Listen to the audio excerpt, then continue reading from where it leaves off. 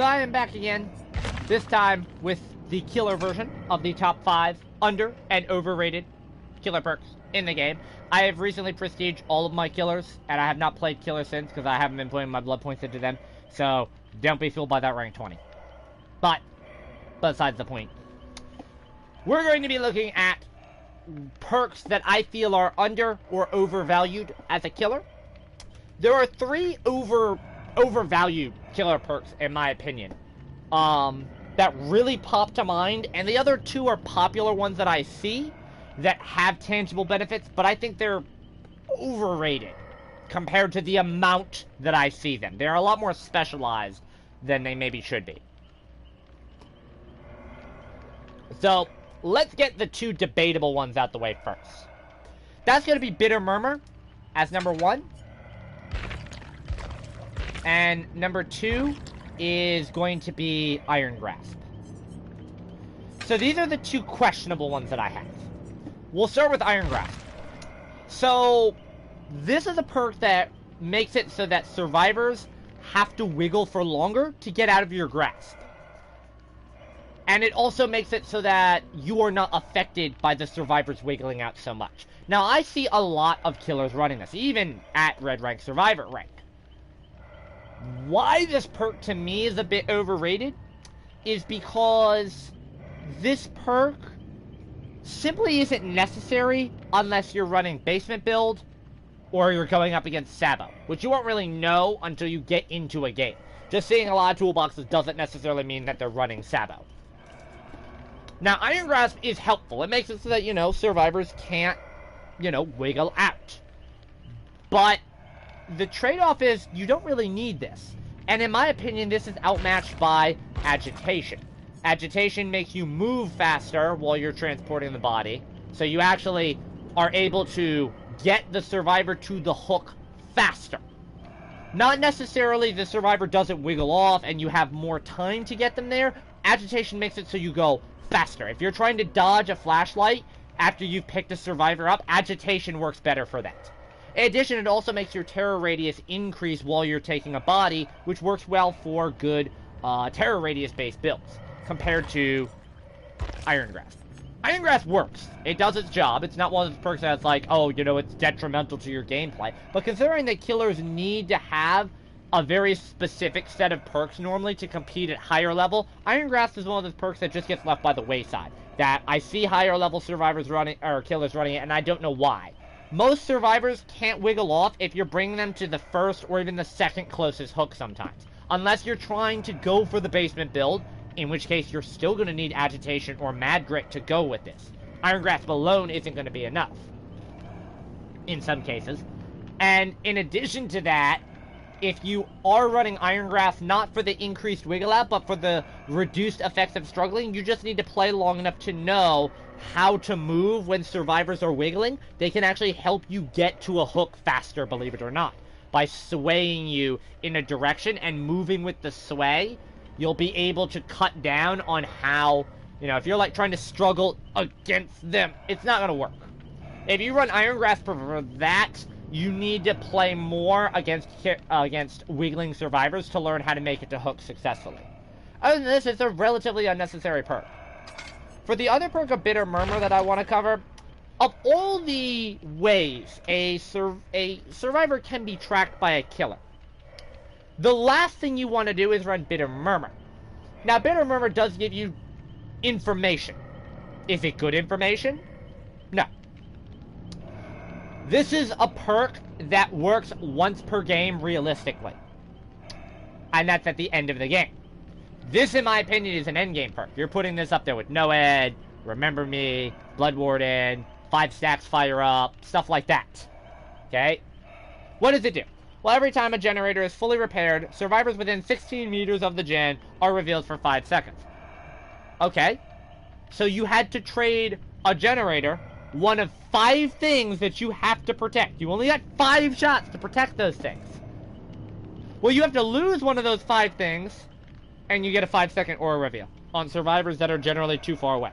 The only killers that get good value out of this is killers with the mobility to either get to where they're going or to get ahead of them. So, Billies, Nurses, Onis, hags, demogorgons, freddies, spirits.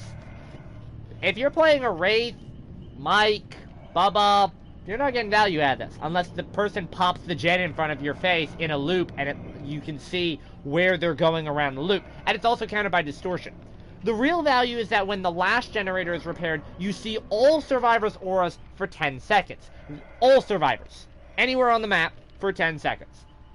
This is solid. But generally, if you're making it to the end of the game and all of the generators are popping as a killer, that means that you're doing something wrong. And one of the things you're doing wrong is running Bitter Murmur. Yes. It's not worth it. Now, it is a decent tracking perk, and the information it does give you can be helpful at times.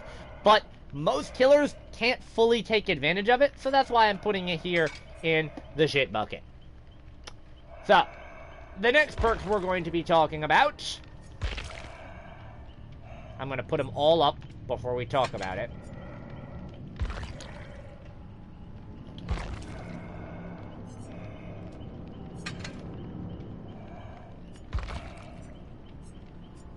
Alright, so these are my three that you're going to argue with me on.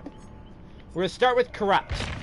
Alright, Corrupt right now is considered to be the premium slowdown perk for high red rank killers, and that's where they're wrong. When I'm playing a survivor, as a red rank survivor, and I see Corrupt Intervention, I'm like, yeah! Wanna why? It's a safe part of the map. 9 times out of 10, killers are not patrolling that part of the map with the blocked off generators. Because they're like, well, the survivors have to come to me. So, I can search all of the chests. I can cleanse all of the totems on that half of the map. And I can wait out the 2 minutes that it lasts. It lasts a whopping 2 minutes. Ooh, wow.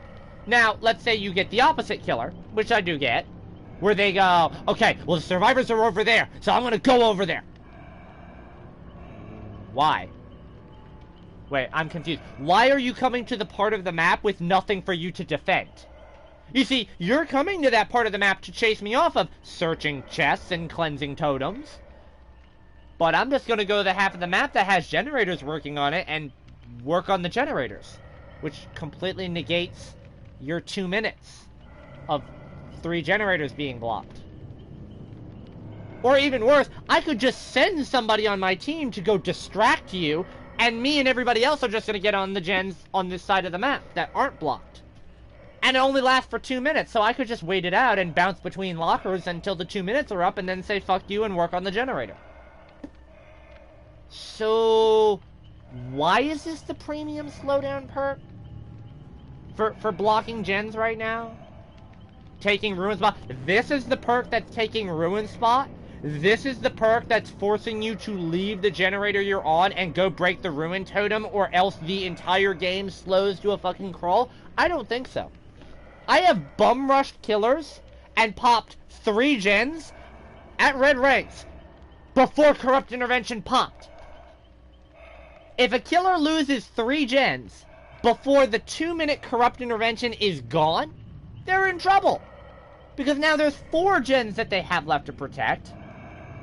3 on one side, 1 on the other side. I don't have a 3 gen in this situation unless I'm stupid enough to pop this 1 gen over here. It's supposed to be a setup perk, you know, for like Trapper and Hag, but there are better setup perks than that. You do not need Corrupt Intervention, guys. Sorry, you don't. The next perk we're going to talk about is Infectious Fright. I think it's a bit overrated, but it does do its job. So Infectious Fright makes it so that whenever you down a survivor, all other survivors in your terror radius will reveal their location for 6 seconds. Now, mind you, that is not an aura reveal. It is simply a notification, a blip at the survivor's location that stays on the screen for 6 seconds. If they move afterwards, the blip is still staying there. It's not tracking them. Even as a notification bubble, it's not. It's staying right there. So they run away in 6 seconds. If they decide to sprint burst out, they're fucking gone before you even know. Infectious Fright is really useful for 2 things. One is disrupting people. Infectious Fright will knock a survivor out of whatever action they're doing. If they're recovering, working on a generator, making the unhook, doesn't matter, it'll knock them out of it. So it can work with something like Thrilling Tremors. You down somebody and you pick them up, they get knocked off the gen because of Infectious, and then the gen gets blocked because of Thrilling Tremors. That can work. It can also stop somebody from recovering for a split second, so if they're about to Unbreakable and run away, they'll stop, they'll have to wait a second, then start recovering again. It's also good for countering stealthy survivors and flashlight survivors. If somebody's close by, ready to get the flashlight, yeah, just pick them up, I got the flashlight set, well now the killer's gonna look for you and your flashlight. Infectious Fright is a bit of a problem because it's a slug perk. Now, slugging is valuable at high-level play if you're trying to get the 4K and guarantee the 2 pip, but the issue with slugging is that you are risking losing a survivor who's downed on the ground to get a 1, maybe 2, maybe 3 other survivors, and risk the 1 survivor you have getting back up. It's a bird in the hand is worth 2 in the bush type situation. Do you lose what should be a guaranteed hook to try and get more out of it? Now, Infectious is good on certain killers who can snowball quite well. Nurse, Oni, Billy, probably your top 3 right there for this perk. Oh, I see people running on stealth killers all the time. I don't know why. You don't want to be doing that. If you are a low terror radius killer, this perk also has very little value to you, so you need to increase your terror radius or use this on a large terror radius killer. In addition to this, the real downside to this perk is the simple fact that it just lets you know where a survivor is coming from if they are there for the flashlight save. Realistically, you shouldn't be capitalizing on that. You're just picking the survivor up and hooking them and saying, okay, I'm going to look this way so they can't get the flashlight. And if no one is even in terror radius, then the perk is wasted and you're better off running barbecue so you can see where those survivors that weren't revealed by this perk actually were. The last one, and probably my most hated, save the best for last. I hate this perk because it changes how killers play, and it pisses me off because I see so many killers using this perk to its fullest, and it changes how they play, and it makes the killer not fun to go up against and competitively unviable.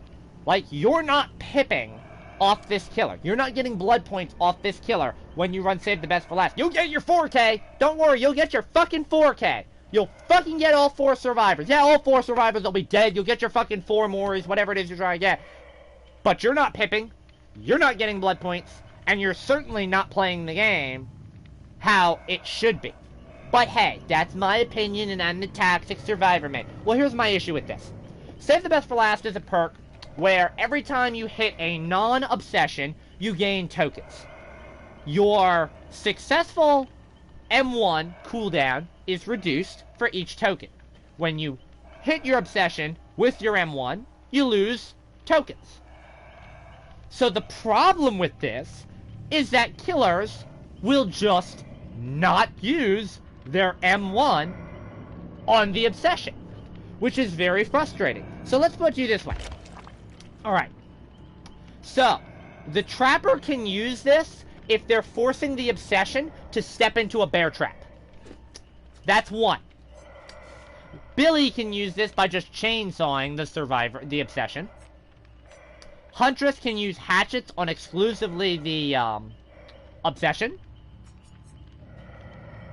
Bubba has his chainsaw, again, exclusively for the obsession. The pig has her ambush attack, which counts as a non-M1, so she can use this against the obsession. You have the plague with her red puke that can use this against the obsession as well. The Ghostface, we'll talk about him in a minute. We have the Oni, who is able to use his Bam Bam mode with his insta-down in order to just down the obsession in one hit and then go back to his regular, pick him up and go back to his regular mode and just M1 everybody. And the Demogorgon, who's the one that's most commonly used on, that is able to get value out of this because she has the shred ability. So you just shred the obsession and M1 everyone else. In addition to this, your normal M1 killers, such as the Death Slinger, the Legion, the Spirit, the Nightmare, the Clown, the Doctor, the Hagu, the Wraith, the Nurse, and the Trapper, if you're not using the Bear Trap strategy, can just eat the 2 token loss every time they hit a Survivor, and can completely counter it by running an Exposed effect, where they only lose 1 token instead, or by keeping that Survivor injured all game long, and making sure they don't heal. Again, that's another 2 tokens that they're losing instead of, 4 tokens. And your Exposed effect killers, such as Mike and Ghostface, where it's tied to an M1 ability that their Exposed effect, have that same built-in factor. Well, why do I hate this perk? As a Demogorgon, I almost always see this on Demogorgons, and I hate that shit. I will report every Demogorgon that I see that runs this, that refuses to fucking M1 me. Just M1 me. Just hit me. Just hit me. I will fucking stand here and take it if you hit me. But no, they don't want to lose the tokens. So they will sit there and loop, and loop, and loop, and loop, and loop, and loop, and loop, and loop, and loop, and loop. They will loop so many times that fucking Fruit Loops has a goddamn aneurysm. Just because I'm gonna shred you. I'm gonna shred you. I'm not losing tokens. And then they DC and you lose a pip. And your offering. And your item. Because all the gens popped. Because they were chasing you. Because they refused to shred you. Is that a sign of a fun game? Is that a sign of, hey, you should be rewarded? You as the Obsession were chased fucking all game long by a killer that refused to use literally everything else in the game besides their power, just so that they didn't have to fucking hit you. Just so that they couldn't cheese out 2 fucking tokens. I hate this perk with a burning passion. And I see M1 killers running it, and I don't fuss at them. Like, I had a Freddy run it against me, and it was yesterday, and I didn't fuss about it. Because he had to hit me with his power. He had to hit me with his M1. He doesn't have a power that he could cheese it out with. So every time he hit me, he lost 2 tokens. And because I was full health, that meant 4 tokens that he had to hit, that he had to lose. And I didn't mind that. And it's not about I want them to lose the tokens. It's the fact that he didn't have to change his style of play in order to get the benefit. Versus other killers like Billies and Demogorgons and Leatherfaces that have to go out of their way to change their playstyle. If you've ever ran up against a Billy running Save the Best for Last that refuses to M1 the Obsession, they will only chainsaw the Obsession, and you juke him all game long, he hooks you, and he fucking face camps you. Just to keep those 2 fucking Save the Best for Last tokens that he probably had. Just to keep those 2. I hate this perk. It is so bad for the game. It really is. So now we're going to talk about the 5 underrated Survivor perks, in my opinion. And there's 2 recent ones and 3 old ones, so we'll do the same strategy. So we'll do the ones that I think are underrated, that should definitely get some more love. Oh, it's on this page, isn't it? Yeah, it is. Oh no, it's on this page too. So these are the 3 perks that I think are very strong. I think these 3 perks here are meta. And people tell me I'm wrong, but go ahead, that's your opinion again. This is my opinion. So we have Rancor. So Rancor is a free Mori if your Obsession makes it to the end of the game. Let's start right there. This is a perk that gives you a free Mori at the end of the game if your Obsession makes it that far. In addition to that, you actually have a tangible benefit that you can use throughout the game, being able to track survivors when they pop generators. Now, unlike Bitter Murmur, which the key is that Bitter Murmur only reveals survivors' locations with around that generator. This reveals all survivor location. Are you on a dead portion of the map as a large terror radius killer looking for survivors and you can't find anything? A gen pops on the other side of the map and all of a sudden that Blendette hiding in the bush right next to you just pops up because of Rancor? Oh yeah! Nice. So Rancor is a solid low-key tracking perk in addition to having the Mori. And if a survivor knows what Rancor is, you can also use it to change their style of play. A survivor who is Rancor, knowing that they are not only just insta-downed, but Moriable at the end of the game, is going to say, fuck this, I'm out of here, and leave at the end of the game. They're not risking that Mori. In addition to that, Rancor also gets more value because you can combine it with Nemesis.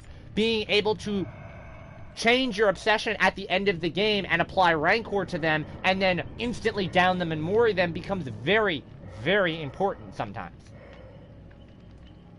I think Rancor is a solid perk that needs a bit more love than meh, it's a meme perk.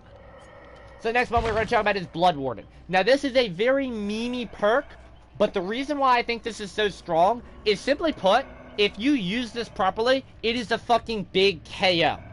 Now this is in the same boat as Noed, it is an endgame perk that you don't necessarily need to run. A good enough killer isn't going to need Noed. He's going to be able to get all 4 survivors, or 3 in a hatch play, before the gates are even popped. But if you do get good survivors that can force their hand, particularly overly altruistic survivors, looking at you, Red Ranks, Blood Warden saves your ass.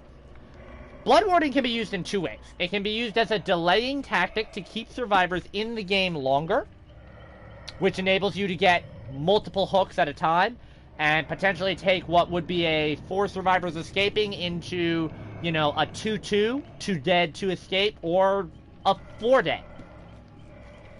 Basically, just hook a survivor whenever a gate's been opened, and voila!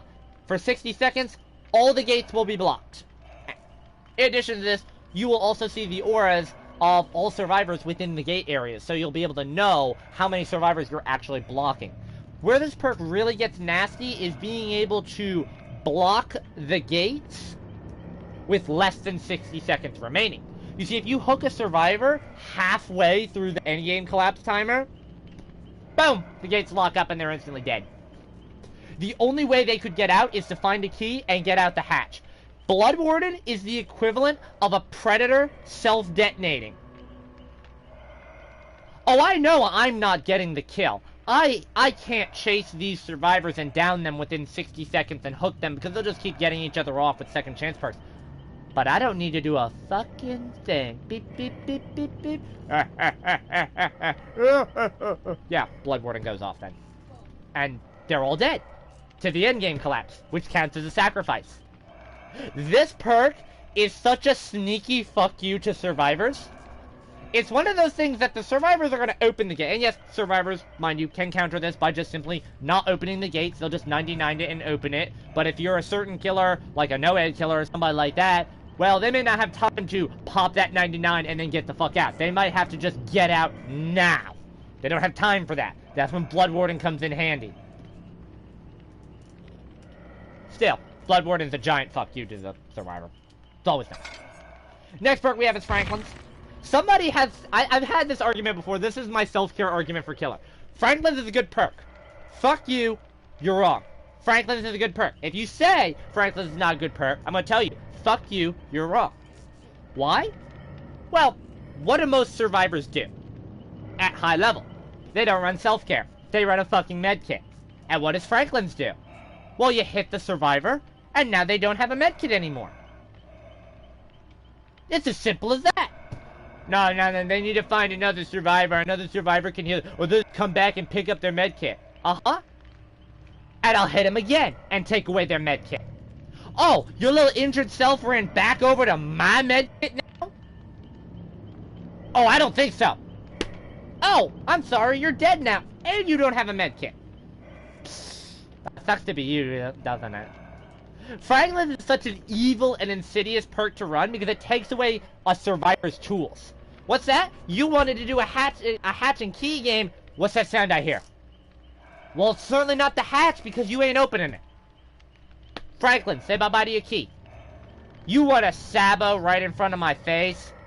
Franklin's, say bye-bye to the Sabo box. Hope it was fun. As your lifeless corpse stares up at the hook that's still hanging. The hooks that you're about to go on. Say bye-bye. Franklin's is an evil perk, and I love running it. I don't love having to take up a whole perk slot just for taking away items. But the satisfaction, because most survivors aren't expecting there to be Franklins, and the satisfaction of Franklin's being a UI perk designed properly. What I mean by that is, you know, some perks will activate immediately and say, oh, this perk is in effect. Franklin's, you've got to lose that item before you realize, oh shit, I've lost my item. And especially if they're not paying attention and didn't realize it until they go to heal themselves and then look on their screen and say, oh, I don't have my med kit. And now have to run around trying to remember where they got hit and which side of the vault or the pallet the med kit's on that they were at, and oh no, there's a bear trap there and I'm caught in a bear trap and help me, I'm gonna die. Yeah, I love Franklin's for that. But hey, what do I know? Franklin's is such a low-level perk. It's only for noob killers. It's not like survivors bring items into the game. What am I thinking? God, I'm thinking like a fucking rank 20 or something. The last two perks I want to give some love to are two perks that don't get a lot of love. They're relatively new, and a lot of people say they're shit. I'm not saying these are game-breaking perks like the other three, but I think they deserve a little bit of consideration if you're planning your next meme build. So the first one we have is off of Monsieur One, and that is Blood Echo. Whenever you hook a survivor, all other injured survivors get the hemorrhage effect until they are healed. That is worthless. The only killer that gets any value out of that is a killer with Sloppy, a killer with Bloodhound, a killer with Nurses, or the Oni himself. One killer, and then you might get some value out of the other perks. Unimportant. The real value is the exhaustion status effect for 45 seconds. Why is that important? Well, my friends, if you're running a build where all the survivors stay injured, like Thana, and Nurses, and Blood Echo, and Sloppy, and it takes the survivors way too long to heal with a medkit, or self-care, or another survivor, and there's no totems on the map, because they've cleansed them all for inner strength. They've burned all of their inner strength trying to heal up. Well, my friends, allow me to introduce you to Blood Echo, the greatest fuck you to Dead Hard that the killer has. No, lag does not say fuck you to Dead Hard. Blood Echo does. Yes, you see, this makes you exhausted. And if you are already exhausted, this will reset that. Do you enjoy 99ing your sprint burst? Well, fuck you, boy, you ain't 99 shit on me. Here's a nice, juicy 45-second exhaustion meter. Blood Echo is one of those insidious perks that if survivors don't heal up against you saying, I can play injured, I'm fine. Whoops! Sorry about that. Not happening on my watch. It's not necessarily a serious perk to run, but if you are planning on running a healing slowdown build, I would recommend putting Blood Echo in. A lot of people say, if you want to run the best anti-heal build, you run Nurses, Chlorophobia, Sloppy, Thanatophobia, Distressing. Some combination of those five will just take out that Distressing and put in Blood Echo. Blood Echo is a very sneaky way you can force the survivors to heal when they don't necessarily want to. And then the last underrated perk, basically this is the Thrilling Tremors cousin in Dead Man's Switch. So Thrilling Tremors is the perk where when you pick up a survivor, all of the generators that aren't being worked on get blocked. Well, Dead Man's Switch is the opposite. When you hook the obsession, all the generators that are being worked on get blocked when a survivor leaves it for a certain amount of time. Now, the key to note about Dead Man's Switch, I think it could be buffed to 60 seconds instead of 45, but the key to note about Dead Man's Switch is how important it is. If you are capable of moving the obsession around, either with Decisive, Furtive Chase, Nemesis, whatever your poison may be, you will be able to get a lot of value out of Dead Man's Switch. In addition to this, Dead Man's Switch also has the added benefit of letting you force survivors off of generators if you're able to teleport with, say, Barbecue or Discordance or Surveillance, where a survivor, what gen a survivor's working on, and go chase them off of it. Well, now that generator can't be touched for another 45-30 seconds. It's a small slowdown, but it can buy you enough time. In addition to this, now you won't be able to run Pop with this, mind you, but in addition to this, this works very well with Ruin, believe it or not.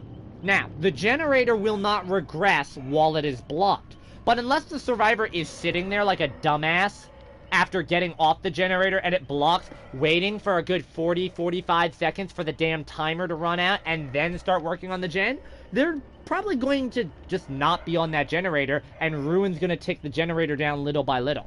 It's a sneaky way to get information, like Thrilling Tremors, on what the team is doing, impair what the other team is doing, like with Thrilling Tremors, and ultimately, this perk gains value depending on how skilled you are using it. If you're running Nemesis, or if you're eating Decisive left, right, and center so you can change your obsession around, then you'll get a lot more value out of this perk than necessarily Thrilling Tremors itself. I've actually been able to run this perk instead of Thrilling Tremors and have only 1 gen pop versus having 3 gens pop with Thrilling Tremors. It's a different style of play to Thrilling Tremors, but they do go very well hand in hand. And I think it's a perk that should get a little bit more love. Anyways, thank you for watching. Again, this is at the end of the video. This is my opinion. If you disagree, well, that's your opinion, and this is my opinion, so you're here watching it, so that says more about you than it does about me. Anyways, hope you enjoy getting some kills.